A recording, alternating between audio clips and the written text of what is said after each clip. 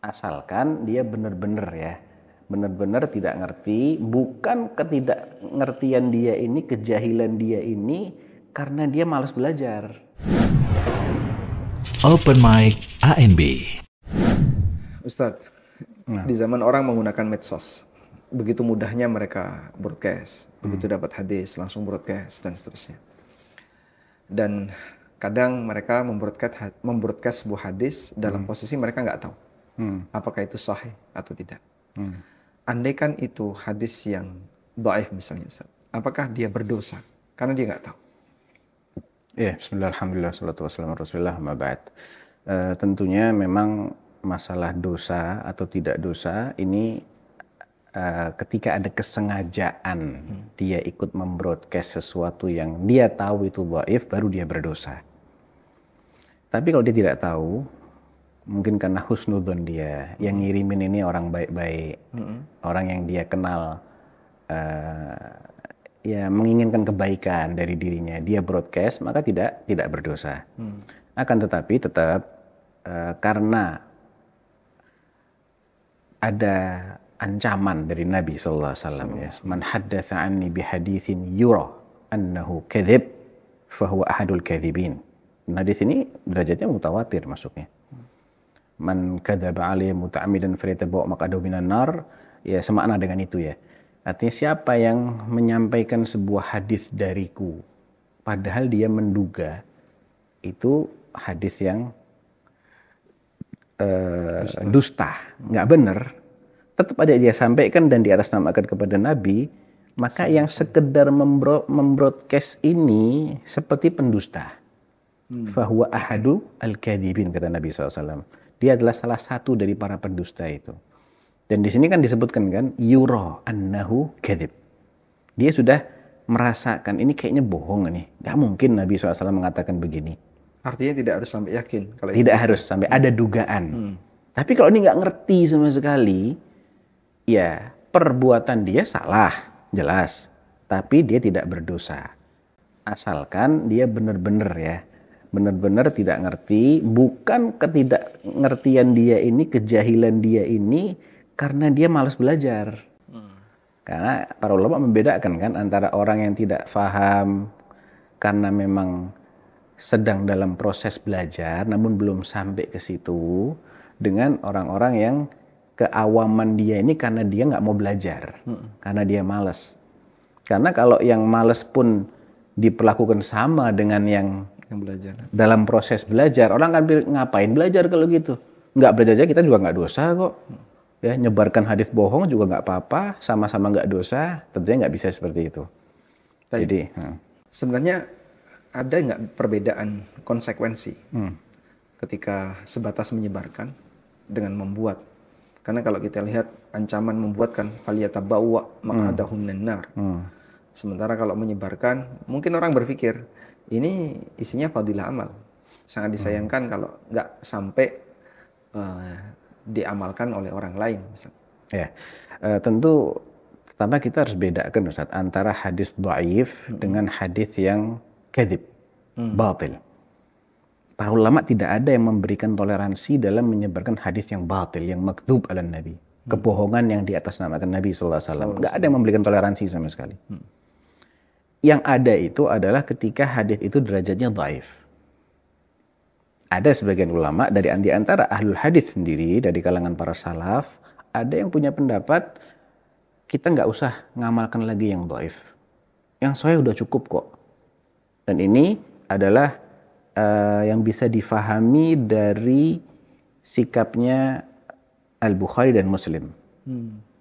Ya, artinya mereka cenderung mencukupkan dengan yang sahih. Tidak usah lagi kita ngamalkan yang dhaif. Karena fis sahihi ghunyah. Yang sahih udah cukup, lengkap. Tapi sekali lagi, tidak ada ijma' di sini. Ada yang mengatakan dhaif boleh diamalkan. Tapi ada syarat. Syaratnya ya tidak mengandung sesuatu yang mungkar atau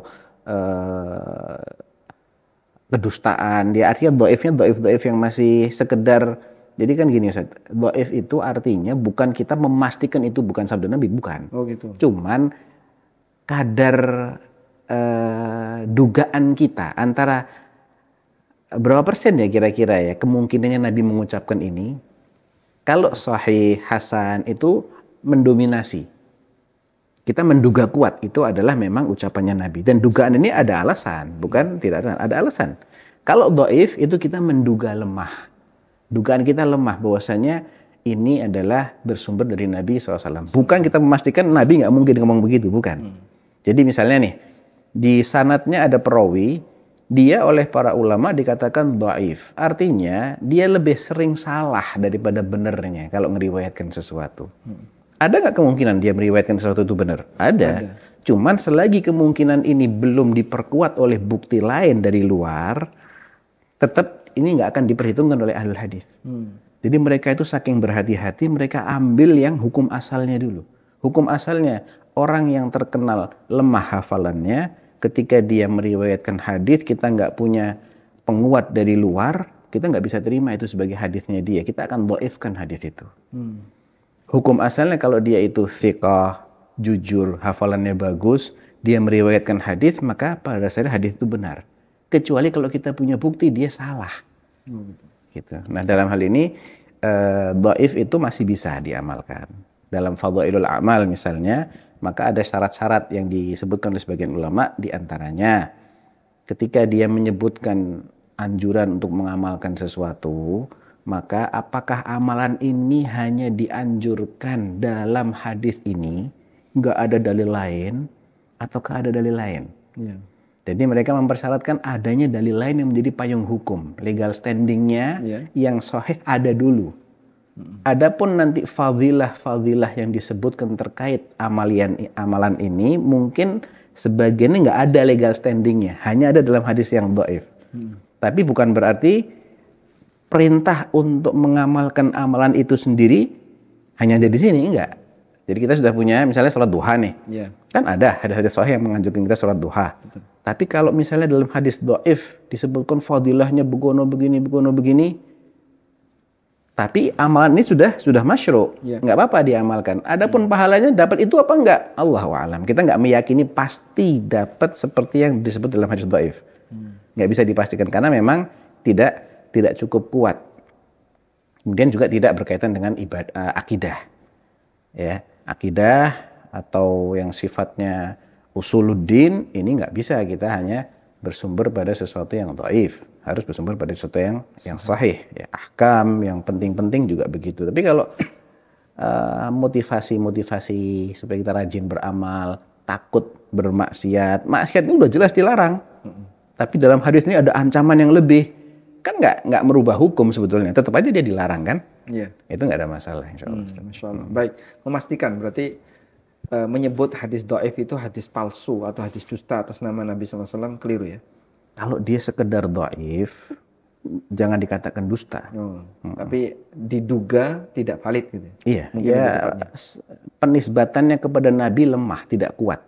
Tidak cukup kuat alasan kita untuk menganggapnya sebagai ucapannya Nabi. Tapi kita tidak pastikan Nabi nggak mungkin ngomong begitu SAW, enggak. Itu bohong. Nah, itu beda lagi ceritanya. Itu harus ada kriteria lain. Kadang-kadang Ustadz itu diperselisihkan. Sebagian ulama mengatakan ini hadis palsu. Yang lain bilang enggak sampai palsu, cuma dhaif aja. Dan itu juga sesuatu yang sangat mungkin terjadi seperti perbedaan ijtihad antara fuqaha, ahli-ahli fikih. Ada yang mengatakan ini haram, dia bilang enggak, makruh aja, enggak haram. Ya, jadi itu juga medan ijtihad juga. Tapi yang sudah disepakati kepalsuannya berarti memang itu palsu. Yang sudah disepakati kedhaifannya berarti memang itu dhaif. Demikian juga yang sudah disepakati kesahihannya, ya sahih, nggak mungkin. Kalau ada yang menyelisih setelah itu, pasti yang menyelisih ini salah. Salah dia pasti. Gitu. Ikuti Haji Bersama ANB. Hubungi